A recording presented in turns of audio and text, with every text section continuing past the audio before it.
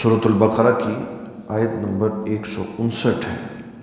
ارشاد باری تعالی ہے ان الذین یکتمون ما انزلنا من البینات والہدی، جو ہماری اتاری ہوئی روشن باتوں اور ہدایت کو چھپاتے ہیں، من بعد ما بیناہ للناس فی الکتاب، اس کے بعد کہ ہم نے لوگوں کے لیے کتاب میں اس کو واضح کر دیا۔ اولئک یلعنہم اللہ، ان پر اللہ تعالیٰ کی لعنت ہے۔ ویلعنہم اللاعنون، اور ان پر لعنت کرنے والوں کی لعنت ہے۔ الا الذین تابوا، مگر جس نے توبہ کی، واصلحوا، اور جس نے اپنے آپ کو سنوارا، وبینوا، اور جس نے ظاہر کیا، فاولئک اتوب علیہم، تو اللہ فرماتا ہے میں اس کی توبہ قبول فرماؤں گا۔ وانا التواب الرحیم، اور میں توبہ قبول فرمانے والا ہوں، بڑا مہربان ہوں۔ ان الذین کفروا، اور جنہوں نے کفر کیا، وماتوا وہم کفار، اور وہ کفر پر مر گئے، اولئک علیہم لعنت اللہ، ان پر بھی اللہ تعالیٰ کی لعنت ہے، والملائکہ، اور فرشتوں کی لعنت ہے، والناس اجمعین، اور تمام لوگوں کی ان پر لعنت ہے، خالدین فیہا، اور ہمیشہ ہمیشہ اس میں رہیں گے، لا یخفف عنہم العذاب، اور ان پہ کبھی بھی عذاب ہلکا نہیں ہوگا، ولا هم ینظرون، اور کبھی بھی ان کو مہلت نہیں دی جائے گی۔ یہ وہ آیات ہیں جو ابھی ہم نے سماعت فرمانے کا شرف حاصل کیا۔ اس آیت میں جو مرکزی مسئلہ ہے وہ ہے کتمان علم کا، کتمان علم کا، کہ علم چھپانا یہ بہت بری بات ہے۔ دو مسئلے اس میں ذہن نشین رکھنے ہیں، ایک ہے کتمان علم، کہ علم نہیں چھپانا چاہیے، دوسرا حضور صلی اللہ تعالیٰ علیہ وسلم کی احادیث کے پیش نظر دو بڑی روایات ہیں، ایک بخاری کی، ایک مسلم شریف کی، کہ حضور صلی اللہ تعالیٰ علیہ وسلم نے ارشاد فرمایا کہ لوگوں کی فہم و فراست کے مطابق ان سے بات کرو، لوگوں کی فہم و فراست کے مطابق ان سے بات کرو۔ اس کا میں مطلب ابھی واضح کرتا ہوں۔ کتمان علم یہ جرموں میں سے ایک بہت بڑا جرم ہے، کہ اپنی مرضی کی باتیں بتا دینا اور حقائق کے اوپر پردہ ڈال کے رکھنا۔ یہ یہودیوں کی عادت تھی۔ جب نبی صلی اللہ تعالیٰ علیہ وسلم کی بارگاہ میں ایک یہودی آیا جو کہ تورات کا عالم تھا، اس نے پوچھا، اے اللہ کے حبیب صلی اللہ تعالیٰ علیہ وسلم، اب یہ بتائیں کہ برے عمل کی اسلام کیا سزا متعین کرتا ہے؟ تو آقا کریم صلی اللہ تعالیٰ علیہ وسلم نے فرمایا وہی متعین کرتا ہے جو تورات میں لکھی ہوئی ہے۔ تو کہنے لگا تورات میں تو بس یہی لکھا ہوا کہ اگر کوئی بندہ اس طرح کا گناہ کرے تو اس کا منہ کالا کر دو۔ تو آپ نے فرمایا جاؤ تورات لے کے آؤ۔ تورات لے کے آیا تو پھر ایسے ہاتھ رکھ کے کہنے لگا یہ دیکھیں یہ لکھا۔ عبداللہ بن سلام فرمانے لگے ہاتھ اٹھاؤ۔ جب اس نے ہاتھ اٹھایا تو حدیث شریف میں یہ لفظ ہے، جیسے سونا چمکتا ہے ویسے آیت زنا چمک رہی تھی، کہ جس میں گناہ کا حکم لکھا ہوا تھا کہ جو یہ کام کرے گا اس کو رجم کر دیا جائے۔ اس پر اسلام نے یہ حکم بیان فرمایا کہ جو اللہ تعالیٰ نے حکم بیان فرما دیا ہوا ہے، جب ضرورت پڑے تو اس کو لوگوں کو سناؤ، چھپاؤ نہیں۔ یہ نہیں کہو کہ نہیں بڑی آیتیں نکل آئیں گی، بڑے دروازے کھل جائیں گے، قائد اعظم کی شکل دیکھ کر، اس کا رنگ دیکھ کر مسئلوں کی جہتیں بدل جاتی اور اصل حقائق کو چھپا دیے جاتے، اور بعض شخصیات دیکھ کر حقائق نہیں بیان کر سکتے کہ بڑے دربار میں بیٹھے ہوئے ہیں، پتہ نہیں پھر دوبارہ حقائق سنانے کے بعد یہاں جگہ ملے گی کہ نہیں ملے گی۔ جو حضور صلی اللہ تعالیٰ علیہ وسلم کا جملہ ہے نا، یہ بڑا طاقت والا. آپ نے فرمایا ظالم جابر حاکم کے سامنے حق کی بات کہنا یہ کلمہ جہاد ہے.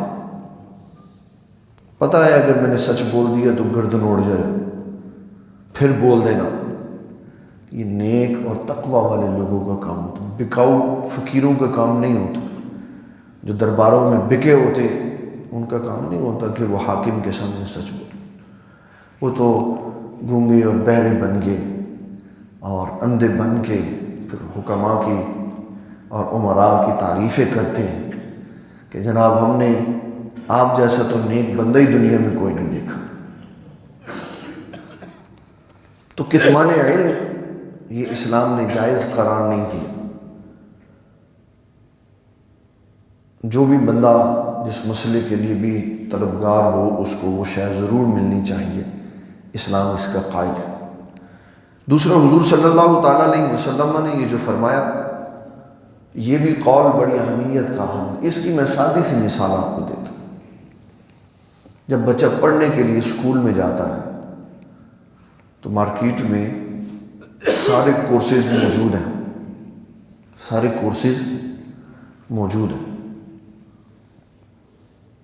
پہلی سے لے کر 16ویں کلاس تک، پھر لا کے سارے کورس پڑھے ہوئے، پھر ڈاکٹریٹ کی ساری ڈگریاں پڑھی ہوئی ہیں، پھر میڈیکل سائنسز کے سارے شعبے پڑھے ہوئے.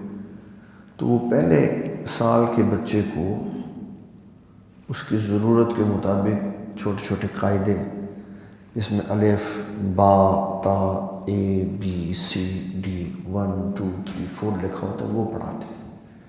کیوں؟ اس کی ذہنی صلاحیت اور قابلیت صرف اسی کو پڑھنے کی. اس کو بڑی کتاب نہیں لگا سکتا. اس کو بڑی کتاب تو جوں پھر اس کے اندر صلاحیت اور قابلیت پیدا ہوتی جاتی تو پھر علم کے وہ پردے بھی اس پر اٹھا دیے جاتے ہیں جو دوسروں پر نہیں اٹھائے جاتے. یہ بتدریجاً ہوتا ہے، آہستہ آہستہ. حضرت سیدنا ابو حریرہ رضی اللہ تعالیٰ عنہ، یہ مسلم کے مقدمے میں لکھا ہوا ہے، صحیح مسلم کے، حضرت ابو حریرہ رضی اللہ تعالیٰ عنہ فرماتے ہیں حضور صلی اللہ تعالیٰ علیہ وسلم نے فرمایا لوگوں کی عقلوں کے مطابق بات کرو. لوگوں کی عقلوں کے مطابق بات کرو. یہ نہ ہو کہ بات ان کی عقل سے بڑی ہو تو وہ سیدھے راستے پہ آنے کے بجائے الٹے راستے پہ چلا جائے. جتنا اس کا فہم ہے اتنی اس کو بات سنو. یہ کتمان علم نہیں ہے. یہ کتمان علم نہیں. کتمان علم یہ ہے کہ ایک بندہ مجھ سے طلاق کا مسئلہ پوچھنے کے لیے آیا اور طلاق ہو گئی، میں کہتا ہوں یار 60 مسکینوں کو کھانا کھلایا تو کچھ نہ تو جاؤ. یہ کتمان علم کہ میں نے اس کو حقائق کیوں نہیں بتایا، اصل بات میں نے اس کو کیوں نہیں بتائی، چھپایا کیوں. ایک بندے کا ذہنی فہم و فراست اور اس کا ادراک پہنچتا نہیں وہاں پہ، اس کو وہ بات سنانی نہیں چاہیے. اس کے اوپر میاں صاحب کا ایک شعر ہے. آپ فرماتی ہیں خاصاں دی گل آما آگے کرنا، خاصاں دی گل آما آگے کرنا تے کھیر پکا کے کتے آگے تلنا. نبی صلی اللہ علیہ وسلم نے فرمایا جس نے علم نااہل کے سامنے پیش کیا وہ اس کا اہل نہیں تھا. تو ایسے ہے جیسے اس نے خنزیر کے گلے میں سونے کا ہار پہنا دی.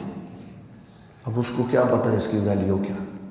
یہ حدیث شریف ہے جو میں نے آپ کو بتایا. اس کو پتہ ہی نہیں ہے کہ یہ کس مقام اور مرتبے کی بات ہے. تو کتمان علم کا مطلب ہے ضرورت کے وقت اس کو جو شرعی ضرورت تھی اس میں مسئلہ بتاتے ہوئے خرد برد کی تو یہ کتمان علم ہے. لیکن جو بات اس کے ذہنی لیول سے اوپر ہے وہ اس کو بتانی یہ کتمان علم نہیں ہے بلکہ یہ اس کے ساتھ زیادتی ہے. ایک بندے کو پیناڈول کی گولی سے آرام آنا ہے، ڈاکٹر اس کو ہیوی ڈوز لکھ کے دے دے گا، اس کا معدہ بھی خراب ہو جائے گا، اس کا پیٹ بھی لوز ہو جائے گا اور وہ کئی مزید تکلیفوں میں مبتلا ہو جائے. تو اسلام تو آیا تھا، اسلام تو آیا تھا اس لیے کہ لوگوں کی صحت درست کرے. اس لیے تو نہیں کہ لوگوں کو اور تکلیف میں مبتلا کر. حضرت ابو ہریرہ رضی اللہ تعالیٰ عنہ کی روایت ہے، وہ جو ادھر رہتا نا ایک بندہ بے وقوف، وہ کہتا ہے ابو ہریرہ درباری مولوی ہے. صحیح کہتا ہے، صحیح کہتا ہے نا، حضور کے دربار کا مولوی ہے، لیکن اس کو درباری مولوی نہیں کہتے، اس کو کہتے ہیں صحابی رسول. کیا کہتے ہیں؟ صحابی رسول صلی اللہ علیہ وسلم کے 24 گھنٹے حضور پاک صلی اللہ علیہ وسلم کے دروازے پہ انہوں نے بیٹھ کے وہ گزارا. کہتے ہیں مجھے شدت کی بھوک لگتی ہوتی تھی، اور کبھی کبھی بھوک کی شدت سے میں بے ہوش ہو کے گر جاتا تھا، لیکن حضور پاک صلی اللہ علیہ وسلم کے در سے اٹھ کے نہیں جاتا تھا. اس کا نتیجہ کیا ہوا؟ جب لوگوں نے بات کرنی کہ یار اس مسئلے میں اسلام کیا کہتا ہے، تو حضرت ابو ہریرہ رضی اللہ تعالیٰ عنہ فرماتے کہ حضور پاک صلی اللہ علیہ وسلم نے اس مسئلے میں یہ حکم ارشاد فرمایا. تو کہتے ہیں ابو ہریرہ آپ کو بڑی باتیں پتہ ہیں یار. تو فرمایا ہمارے بھائی 2 طبقات والے تھے. ایک گروہ وہ تھا جو تجارت کرنے کے لیے مارکیٹ میں چلا جاتا، دوسرا وہ گروہ تھا جو کھیتی باڑی کرنے کے لیے کھیتوں میں چلا جاتا، اور ابو ہریرہ حضور کے دروازے پہ چلا جاتا. نہ ہم نے کام کیا کوئی، نہ کھیتی باڑی کی، نہ کاروبار کیا، صرف حضور پاک صلی اللہ علیہ وسلم سے علم پڑھا. تو ہر بات ہمیں معلوم ہے. سارے محدثین میں سے سب سے زیادہ صحابہ میں سے جن کی احادیث ہیں کثرت سے، وہ 2 بندے ہیں. ایک حضرت سیدنا ابو ہریرہ رضی اللہ تعالیٰ، اور ایک حضرت عبداللہ بن عمر بن عاص رضی اللہ تعالیٰ. ان کا سینہ حضور پاک صلی اللہ علیہ وسلم نے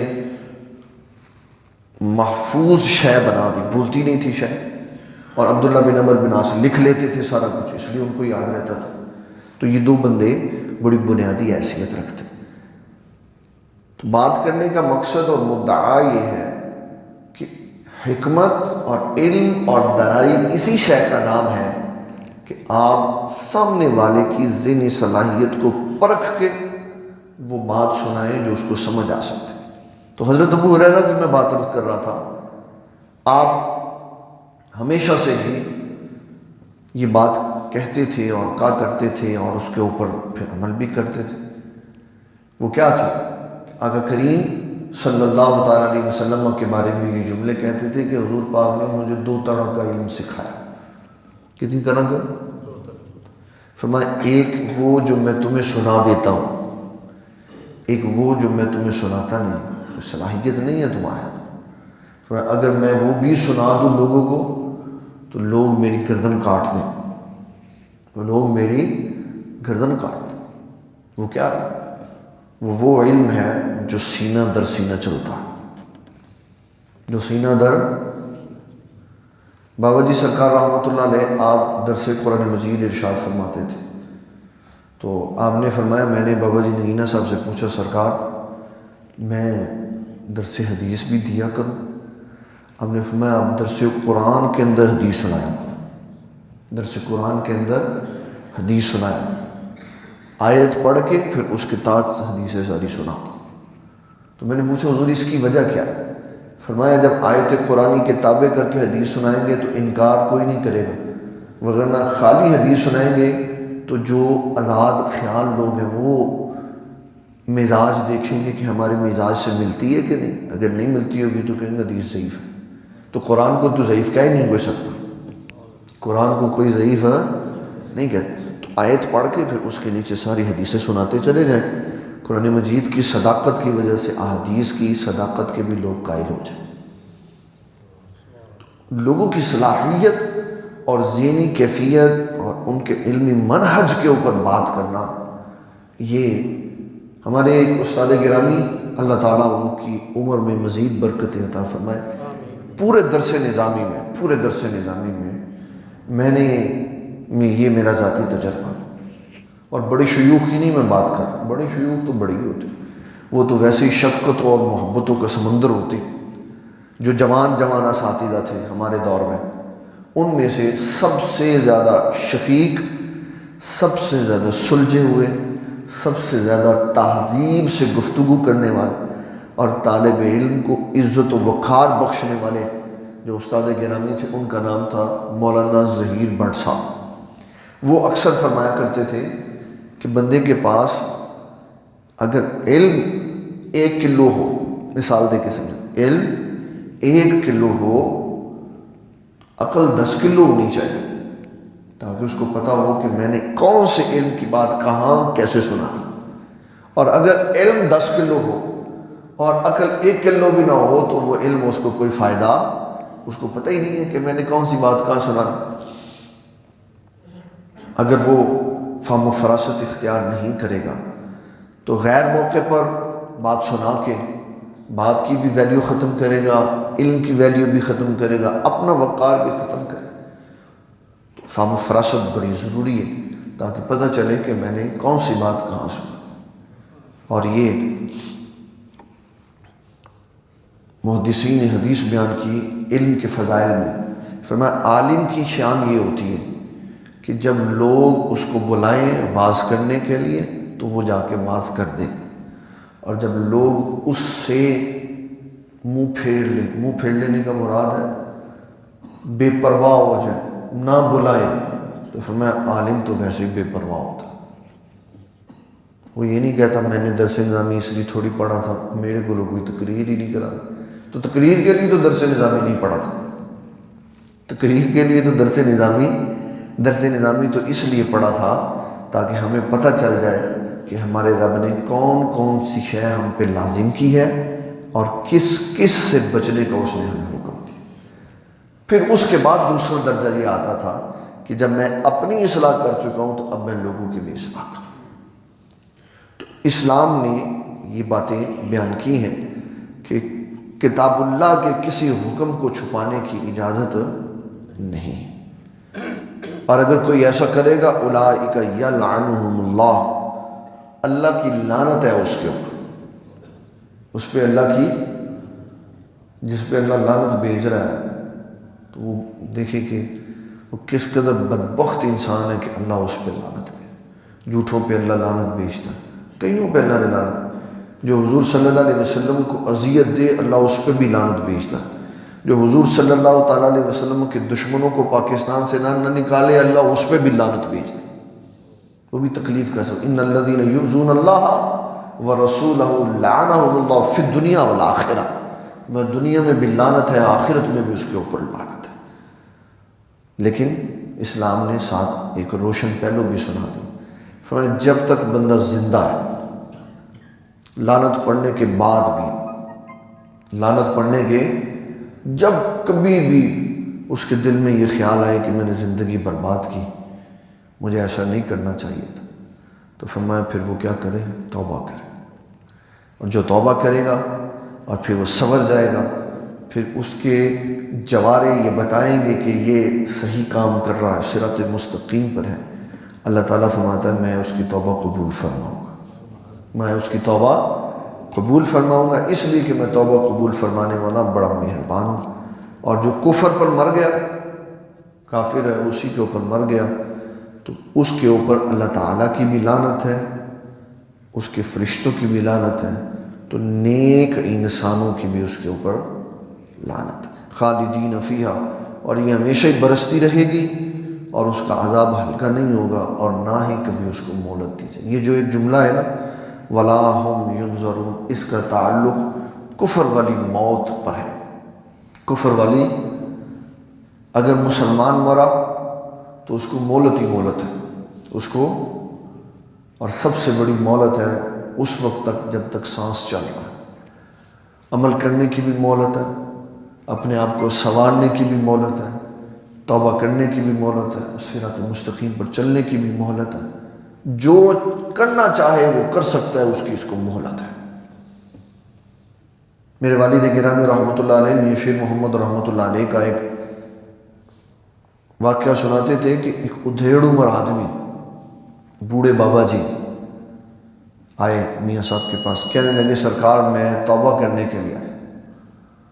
آپ نے فرمایا بابا جی بڑی تیگا کیا ہے، مطلب یہ تھا ساری جوانی گزار دیتی جائے، تو ہونا آیا ہو تو توبہ کرو، ہم تو بڑھے ضعیف ہو۔ تو وہ بھی کہیں بیٹھتا تھا نیک لوگوں میں، کہنے لگا میاں صاحب میں جلدی آ گیا ہوں اس لیے کہ میں مرنے سے پہلے آ گیا. تو مرنے سے پہلے پہلے جو موقع ہے نا وہ غنیمت ہے، وہ ہمارے پاس اللہ تبارک و تعالیٰ نے مہلت دی ہوئی. میاں شیر محمد کی تو میں نے آپ کو بات سنا دی، اب میں آپ کو بات سناتا ہوں ایک اللہ والے اور بڑے اللہ والے کی، جس کا نام ہے شیخ شہاب الدین سہروردی رحمۃ اللہ علیہ. سلسلہ سہروردیہ کے یہ بڑے بزرگ ہیں اور یہ براہ راست فیض یافتہ ہے غوث پاک کے. کہتے ہیں کہ جب بندہ گناہ کرے نا تو پھر اس کو توبہ کر لینی چاہیے، اور اگر مرید صادق بننا چاہتا ہے، مرید صادق، پیر نہیں، پیر تو بہت بڑی بات، مرید، تو پھر اس کو اپنے بائیں کندھے کے فرشتے کو مہلت نہیں دینی چاہیے گناہ لکھنے. تو مرید کہنے لگا سرکار اس کا مطلب تو ہوا کہ پھر مرید گناہ سے پاک ہو گیا، وہ گناہ ہی نہیں کرتا. کہا نا، انسان گناہ سے پاک نہیں ہے، گناہ سے بچ نہیں سکتا. اس کا مطلب یہ ہے کہ گناہ کے بعد اتنی جلدی توبہ کرو کہ اس کو لکھنے کا موقع نہ ملے.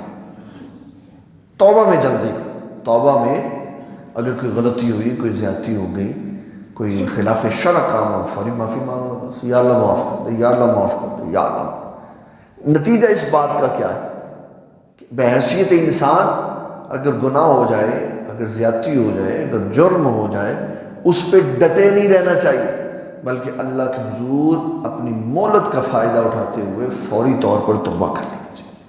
اور رسول اللہ صلی اللہ علیہ وسلم نے فرمایا بندہ مومن نزاع کے عالم میں بھی ہو، روح نکل رہی ہو، اللہ تعالیٰ سے اپنے گناہوں کی معافی چاہے تو اللہ سارے گناہ معاف فرما دے. یہ ہے مہلت جو مومن کے لیے ہے، کافر کے لیے کوئی مہلت نہیں. اللہ تعالیٰ ہمارے ایمانوں کو سلامت رکھے اور حضور صلی اللہ تعالیٰ علیہ وسلم کی بارگاہ کا نیاز مند رکھے، اور سب سے بڑھ کر تا زندگی ہمیں ختم نبوت کی حفاظت کی توفیق عطا فرمائے. وما علینا الا البلاغ المبین.